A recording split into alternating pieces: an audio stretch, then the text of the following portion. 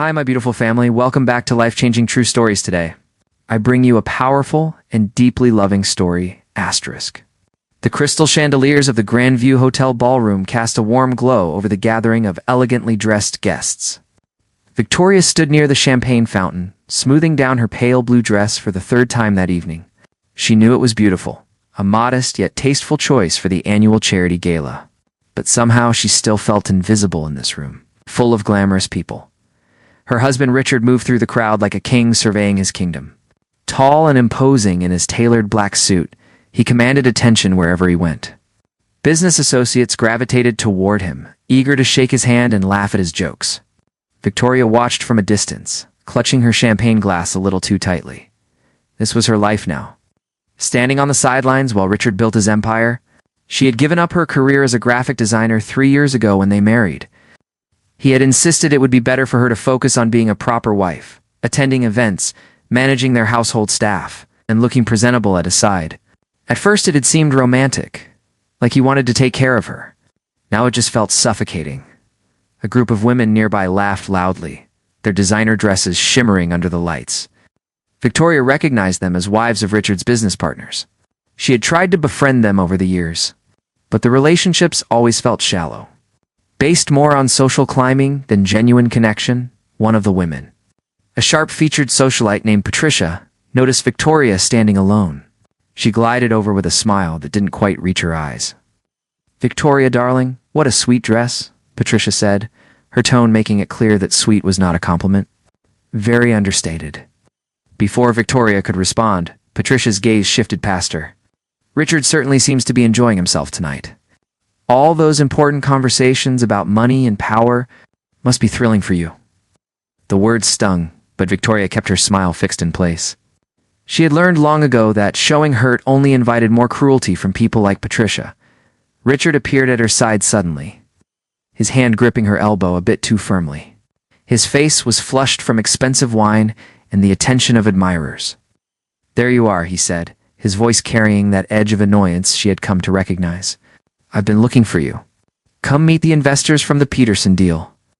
He guided her through the crowd, his fingers pressing into her arm in a way that would leave small bruises by tomorrow. Victoria followed obediently, years of practice making her movements automatic. The group of men Richard introduced her to barely acknowledged her presence. They shook her hand perfunctorily, before immediately resuming their discussion of market shares and profit margins. Victoria stood silently, nodding at appropriate moments. Feeling more like a decorative accessory than a person, then Patricia reappeared with several other women, their eyes glittering with malicious amusement. "Richard, you must tell us your secret," Patricia purred, her voice pitched to Carrie. "How do you keep Victoria so content with such a quiet life? She used to be quite the creative type, didn't she? Now she's so wonderfully docile." Men chuckled uncomfortably. Victoria felt heat rising in her cheeks, but she kept her eyes down, willing herself to disappear. Richard took a long sip of his drink, its expression shifting into something cold and calculating.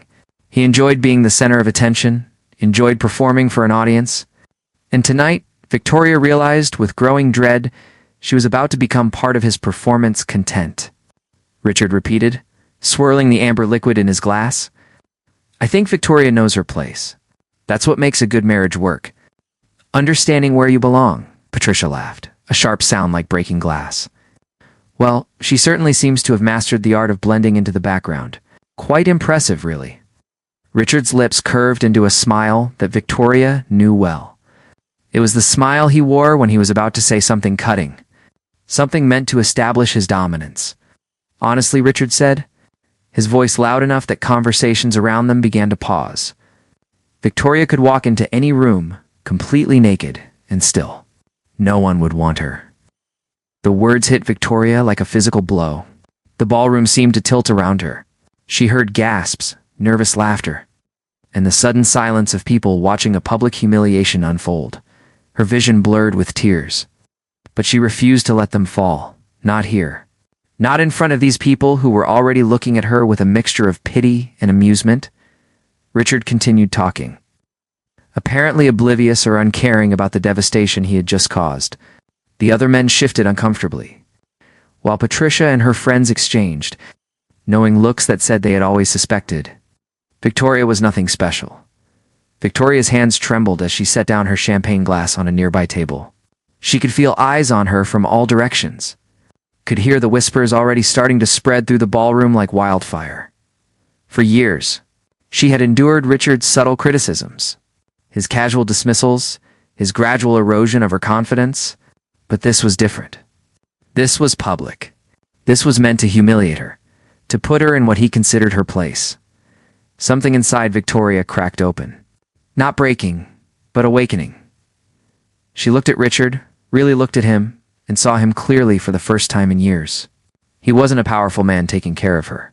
He was a bully who needed to diminish others to feel important, and she had allowed it. She had made herself small to fit into his world.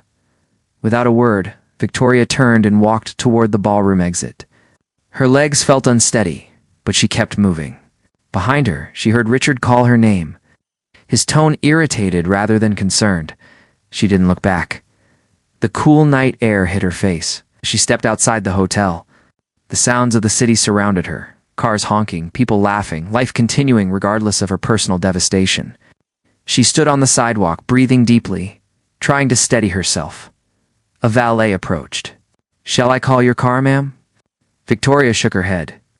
"No, thank you." She started walking, her heels clicking on the pavement. She didn't know where she was going. She just knew she couldn't go back into that ballroom. Couldn't stand beside Richard and pretend everything was fine. Couldn't continue living a life where she was valued so little. Her phone buzzed in her clutch. Richard's name flashed on the screen. She declined the call. It buzzed again immediately. And again. Finally, she answered. "Where are you?" Richard demanded. "You're embarrassing me by running off like a child." Victoria stopped walking. In the window of a darkened shop, she caught her reflection. A woman in a beautiful dress, her makeup smeared slightly from fighting back tears, her shoulders hunched in defeat. "No, Richard," she said quietly. "You embarrassed me. You humiliated me in front of everyone we know. Don't be dramatic. It was a joke. You're too sensitive." "It wasn't a joke, and I'm done." She ended the call and turned off her phone. Victoria stood on that street corner for a long moment, feeling the weight of her decision settling over her. She had no plan, no clear path forward, but for the first time in 3 years, she felt a spark of something she thought she had lost. Hope. She hailed a taxi and gave the driver her best friend Natalie's address. Natalie had warned her about Richard before the wedding, had watched with concern as Victoria slowly disappeared into her marriage. But she had never said, "I told you so." She had just waited, ready to help when Victoria was ready to leave. As the taxi pulled away from the Grandview Hotel, Victoria watched the glittering building shrink in the distance. Somewhere in that ballroom, Richard was probably making excuses for her absence. Spinning the narrative to maintain his image. Let him, she thought. She was done living for his approval, done trying to be small enough to fit into his world. The breaking point had arrived, and with it came the first stirrings of transformation. Natalie's apartment was small, but warm, filled with colorful paintings and plants that seemed to grow in every available corner. Victoria sat on the worn velvet couch, wrapped in a borrowed bathrobe, her elegant gala dress hanging over a chair like a ghost of her former life. "I should have left years ago," Victoria said quietly. Cradling a cup of chamomile tea in her hands, Natalie sat beside her, her expression gentle but firm. "You left when you were ready. That's what matters now." The next morning, Victoria woke to sunlight streaming through unfamiliar windows. For a moment, panic seized her. Then she remembered. She had left Richard. The relief that washed over her was so powerful, it brought tears to her eyes. Her phone, which she had finally turned back on, showed 43 missed calls from Richard and dozens of text messages ranging from angry to pleading. She deleted them all without reading most of them. Then she called a lawyer Natalie had recommended. The weeks that followed were difficult. Richard fought the divorce at every turn, using his wealth and connections to drag out the proceedings. He froze their joint accounts, forcing Victoria to rely on Natalie's hospitality and the small savings she had kept in a separate account her grandmother had set up for her years ago. But something strange happened during those difficult weeks. Victoria felt lighter than she had in years. She woke up without the familiar knot of anxiety in her stomach. She could make decisions, even small ones like what to eat for breakfast, without second-guessing herself or worrying about Richard's approval. One afternoon, Victoria walked past a small design studio in the Arts District. In the window hung a help-wanted sign for a junior graphic designer. She stood there for a long time, her old dreams stirring to life after years of dormancy. She had let her career die when she married Richard. He had convinced her that her work was just a hobby, that she didn't need to work when he could provide everything. She had believed him because it had seemed easier than fighting. But now, standing in front of that window, she realized she had given away more than her career. She had given away her identity. Victoria pushed open the door. The studio was cluttered and chaotic. Nothing like the sterile perfection of Richard's world. Sketches covered every surface, and the air smelled of coffee and paint. Oh, a woman with... Short silver hair and paint-stained fingers looked up from her work. "Can I help you?" she asked. "The sign in the window," Victoria said, her voice steadier than she felt. "I'm a graphic designer, or I was. I'd like to apply." The woman, whose name was Helen, studied Victoria with sharp, intelligent eyes. "Your portfolio?" "I don't have a current one. I haven't worked in 3 years, but I could create something new." "Give me a week." Helen tilted her head, considering. "Why did you stop working?" Victoria could have made excuses, could have softened the truth. Instead, she said simply, "I got married to someone who made me believe my work didn't matter. I'm divorcing him now." Something in Helen's expression softened. "1 week. Show me what you can do." Victoria spent the next 7 days rediscovering her passion. She worked late into the nights at Natalie's kitchen table, creating designs that reflected not who she had been trying to be for Richard, but who she truly was. Her work was bold and vibrant, filled with the creativity she had suppressed for so long. When she returned to the studio, Helen looked through her portfolio in silence. Finally, she looked up and smiled. "When can you start?" The joy Victoria felt was unlike anything she had experienced in years. It wasn't the hollow pleasure of buying expensive things or attending prestigious events. It was the deep satisfaction of being valued for her own abilities, her own worth. Working at the studio was challenging. Her skills were rusty, and she had to relearn software that had been updated multiple times since she last used it. But Helen was patient, and Victoria discovered she had a hunger to learn that surprised even herself. 3 months after starting at the studio, Victoria was working on a project for a new client. The assignment was to design branding for a sustainable furniture company. She was deep in concentration, surrounded by color swatches and sketches. When someone cleared their throat behind her, she turned to find a man standing in the doorway. He was tall with warm brown eyes and slightly messy dark hair that suggested he had been running his hands through it. He wore jeans and a simple button-down shirt, and there was something genuine in his smile that made Victoria's heart skip unexpectedly. "I'm sorry to interrupt," he said. "I'm looking for Helen. I'm Gabriel Torres, the client from Evergreen Furnishings." Victoria stood, suddenly aware of the pencil tucked behind her ear and the paint smudge on her cheek. "She's at a meeting, but she should be back soon. I'm Victoria. I've been working on your branding project." Gabriel's face lit up. "Really? Could I see what you've been developing?" Victoria hesitated. Usually, clients didn't see work until it was polished and ready for presentation. But something about Gabriel's enthusiasm felt sincere rather than demanding. She showed him her preliminary sketches, explaining her thought process. "I wanted to capture the idea of growth and sustainability, but also warmth. Furniture should feel like home, not just look good." Gabriel listened intently, asking thoughtful questions.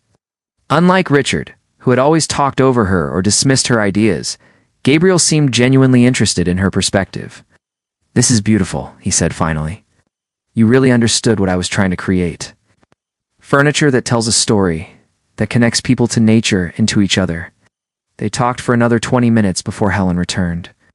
Victoria expected Gabriel to shift his attention to her boss, but he kept including Victoria in the conversation, asking for her input, treating her as an equal partner in the creative process. After he left, Helen gave Victoria a knowing smile. "He's single, you know?" Victoria felt her cheeks warm. "I'm not looking for anything like that. I'm still getting divorced." "I didn't say you were looking," Helen replied mildly. "I just thought you should know." Over the next few weeks, Gabriel became a regular presence at the studio. He was deeply involved in his business, passionate about creating sustainable products that didn't compromise on quality or beauty. He often stopped by to check on the branding progress, and somehow these visits always seemed to coincide with times when Victoria was working. They started having coffee together during breaks.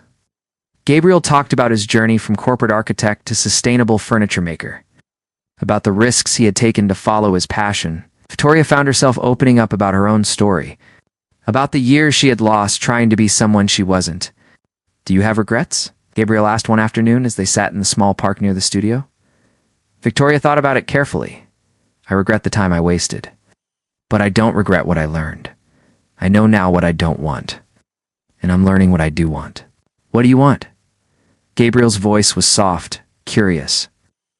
"To be seen," Victoria said. "Not as someone's wife or someone's employee, but as myself. To create things that matter. To wake up and feel like my life belongs to me."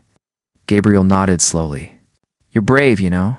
Starting over takes courage." Victoria laughed, but it was tinged with sadness. "I didn't feel brave.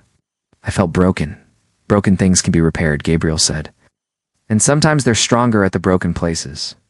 As summer turned to autumn, Victoria found herself transforming in ways she hadn't expected. She cut her hair shorter, a sleek style that felt modern and fresh. She started wearing clothes that reflected her own taste rather than what Richard had approved of. Bold colors, comfortable fabrics, pieces that made her feel confident rather than ornamental. Her work at the studio flourished. Helen gave her more responsibility, and clients specifically requested Victoria for projects. The satisfaction of earning praise based on her own merit was intoxicating. But the biggest change was internal. Victoria started setting boundaries, saying no when she was overwhelmed, asking for what she needed. She joined a yoga class and rediscovered the pleasure of moving her body without judgment. With old friends she had lost touch with during her marriage, and through it all, Gabriel was there, not pushing, not demanding, just present. He brought her favorite coffee on difficult mornings. He listened when she needed to talk about the divorce proceedings. He celebrated her victories, no matter how small. One evening, after a particularly successful client presentation, Gabriel asked Victoria to dinner. Not as colleagues, but as something more. "I understand if you're not ready," he said quickly. "I just want you to know that I see you, Victoria. I see how strong you are, how talented, how much you've overcome, and I'd like to get to know you better if you're willing." Victoria looked at this man who had somehow become such an important part of her new life. He wasn't wealthy like Richard, didn't have the same social status or connections, but he had something far more valuable. He had kindness. He had integrity. And he saw her not as a trophy or an accessory, but as a complete person worthy of respect. "Yes," she said, smiling. "I'd like that very much." Their first real date was nothing fancy. They went to a small Italian restaurant where the pasta was handmade, and the owner knew every customer by name. They talked for hours, sharing stories and dreams, laughing until their sides hurt. When Gabriel walked her home, he didn't try to kiss her.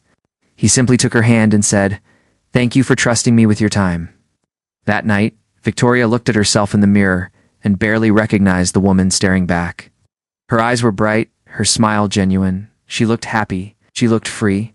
The divorce was finally finalized in early winter. Richard had tried every tactic to make it difficult, but eventually his lawyers convinced him to settle.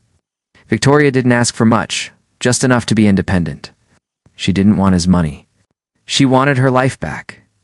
The day the papers were signed, Victoria and Natalie celebrated with champagne in the tiny apartment that had been her refuge. To new beginnings, Natalie toasted. To finding yourself, Victoria added. She thought about the woman she had been at that charity gala, standing silently while her husband humiliated her. That Victoria felt like a stranger now, someone from a different life. The woman she was becoming was stronger, braver, more authentically herself. And for the first time in years, she was excited about the future. Gabriel had invited her to the annual Prestige Foundation charity gala as his date. It was the same event where Richard had spoken those crushing words. Victoria had hesitated when Gabriel asked, the memory still painful. But then she realized something. She wasn't the same woman who had fled that ballroom in tears. She had rebuilt herself from the ground up. She had rediscovered her passion, her strength, her worth. And it was time to show the world and Richard. Exactly who Victoria had become, the Prestige Foundation charity gala looked exactly as Victoria remembered. Crystal chandeliers cast their golden glow across the ballroom. Elegant guests mingled with champagne glasses in hand, and the air hummed with conversations about money, status, and power, but everything else had changed. Victoria stood at the entrance with Gabriel, her hand resting lightly on his arm. She wore a dress she had chosen herself, a deep emerald green that hugged her figure before flowing gracefully to the floor. Her hair was styled in soft waves that framed her face, and her makeup was bold, confident. She looked stunning, but more importantly, she felt stunning. "Are you ready?" Gabriel asked softly, his eyes filled with warmth and support. Victoria took a deep breath and smiled. "I am." They entered the ballroom together, and Victoria felt heads turn. She recognized many of the faces from that terrible night a year ago. Some looked surprised, others curious. Patricia, the sharp-tongued socialite, nearly dropped her champagne glass when she spotted Victoria. But Victoria walked with her head high, her steps confident. She wasn't here to hide or apologize or make herself small. She was here because she wanted to be, because Gabriel had asked her, and because she had nothing to be ashamed of. "Victoria?" A woman's voice called out. It was Margaret Chen, the wife of one of Richard's former business partners. She approached with genuine warmth. "I hardly recognized you. You look absolutely radiant." "Thank you, Margaret," Victoria replied, with a genuine smile. Margaret glanced at Gabriel with obvious approval. "And who is this?"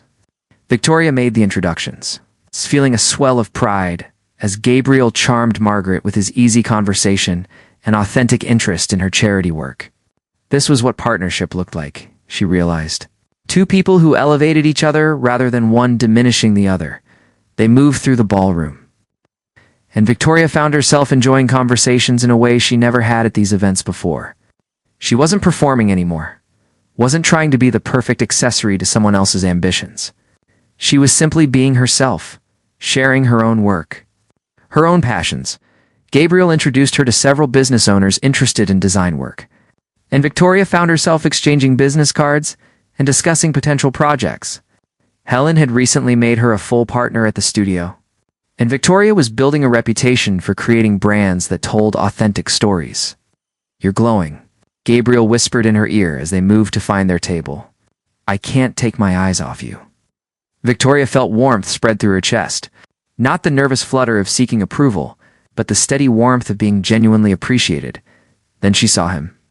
Richard stood near the bar, surrounded by his usual circle of admirers. He looked the same, tall and imposing in an expensive suit, his posture radiating confidence and authority. For a moment, Victoria's breath caught, old fear threatening to resurface. But then Richard's eyes found her across the room. And everything changed. His expression shifted from his practiced social smile to something else entirely. Shock, confusion, and then something darker. Hunger mixed with rage.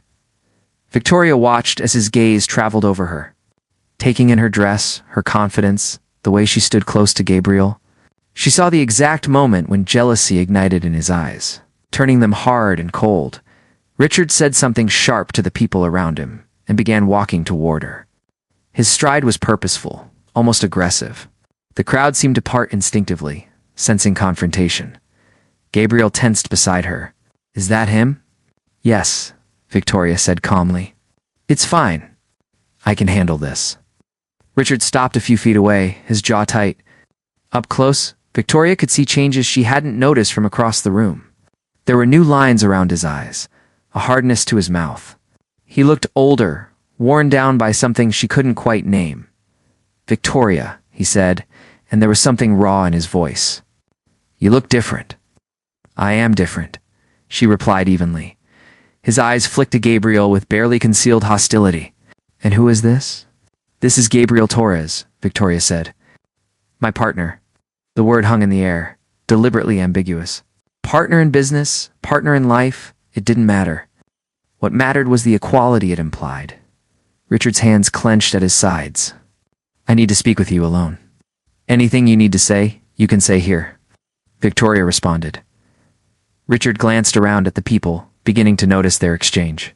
His voice dropped lower, more urgent. "I made a mistake. I see that now. We can fix this. Come back home, and things will be different." Victoria felt a wave of something that might have been pity. Home? That house was never my home, Richard. It was your stage, and I was just a prop. That's not true, Richard said, his voice rising slightly. I gave you everything. The life you had, the status, all of it came from me. You gave me things, Victoria corrected. You never gave me respect. You never gave me partnership. You certainly never gave me love. Richard's face flushed red. His eyes darted to Gabriel again, and the jealousy there was unmistakable. So this is what you want? Some nobody who can't give you anything close to what I provided? Gabriel stepped forward, his voice calm but firm. I think you should watch your tone. I wasn't talking to you, Richard snapped. You're talking about me, Gabriel replied. And you're disrespecting Victoria. That's where I draw the line, Richard laughed, a bitter sound. Disrespecting her? I made her. Without me, she was nothing. She still is nothing. The words were meant to wound, to reduce Victoria back to the small, silent woman she had been. But they fell flat, powerless against the armor of self-worth she had built. Victoria stepped forward, her voice clear and strong. Do you remember what you said to me at this gala last year? You told everyone that I could walk into any room naked, and no one would want me. The people nearby had stopped pretending not to listen. Conversations hushed as Victoria's words carried through the immediate area. Richard's face went pale. That was taken out of context. I didn't mean it the way it sounded. Yes, you did, Victoria said simply. You meant every word. You wanted to humiliate me, to keep me in my place. And it worked for a while. I believed you. I thought I was worthless without you. She took a breath, feeling Gabriel's supportive presence behind her. But you were wrong, Richard. I'm not nothing. I never was. I'm a talented designer. I'm a good friend. I'm a woman who knows her own worth now. And I'm happy, genuinely happy, for the first time in years. Richard's jaw worked, and for a moment she saw something that might have been genuine emotion cross his face. Regret, perhaps. Or loss. I know I hurt you, he said, his voice rough. But I can change. Give me another chance. Victoria shook her head slowly. You don't want me back because you love me, or because you realized you were wrong. You want me back because you can't stand seeing me happy without you. You want me back because it wounds your pride to see me thriving with someone else. She gestured to the ballroom around them. This world, these people, this life built on status and appearances, it was never what I wanted. I just didn't know how to want anything else. You didn't break me, Richard. You woke me up. And I'm grateful for that, because now I know exactly what kind of life I deserve. Richard's face contorted with anger and humiliation. Several people were openly watching now, phones discreetly pointed in their direction. He was the one being exposed this time, his cruelty and possessiveness on display. You'll regret this, Richard said, his voice low and threatening. When you're struggling, when he leaves you, when reality sets in, you'll remember what you gave up. Victoria smiled, and it was genuine, almost kind. The only thing I regret is not leaving sooner. She turned to Gabriel, who took her hand immediately. Together they walked away, leaving Richard standing alone in the middle of the ballroom. Behind them, Victoria heard the whispers starting, the scandal spreading. But this time, she wasn't the object of pity or ridicule. She was the woman who had stood up to Richard Blackwood, who had reclaimed her dignity. Gabriel led her out to the terrace overlooking the city. The cool night air was refreshing after the heated confrontation. Are you okay? He asked, his hands gentle on her shoulders. Victoria looked up at him. This man who had helped her rediscover herself without trying to change her, who supported her without controlling her, who loved her without diminishing her. More than okay, she said. I'm free. Gabriel pulled her close, and she rested her head against his chest, listening to the steady beat of his heart. Below them, the city sparkled with possibility. I love you, Gabriel, said softly. Not for who you might become, or who I think you should be. I love exactly who you are right now. Victoria felt tears prick her eyes, but they were tears of joy. I love you too. They stood there for a long time, wrapped in each other's arms, before finally deciding to leave the gala entirely. They had better things to do than waste another moment in that world. 6 months later, Victoria stood in the newly expanded studio, now called Sterling Torres Design, a partnership between her Helen, and Gabriel's sustainable furniture company. The space was filled with natural light, plants, and the creative energy of a team who genuinely respected each other.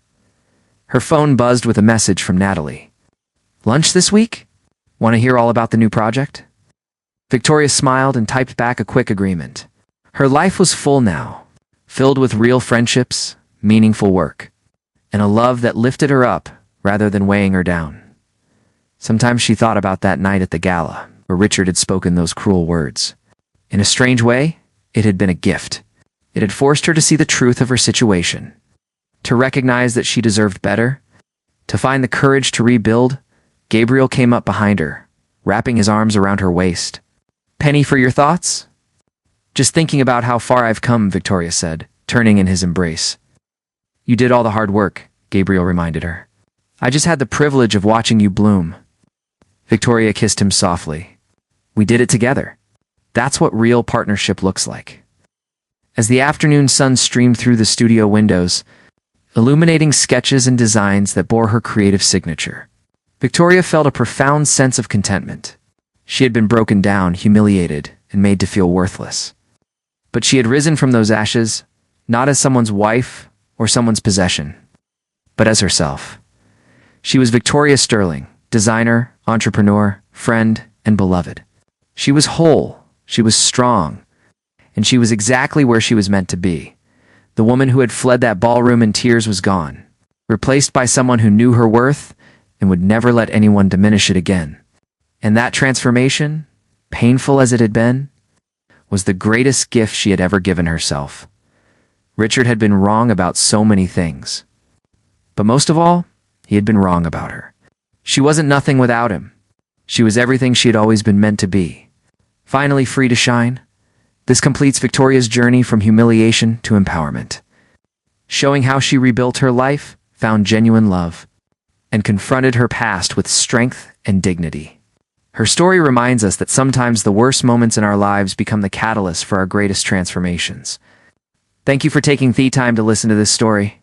If you enjoyed this content, don't forget to click like, share this story with your friends and family, and subscribe to the channel so you don't miss out on more meaningful stories.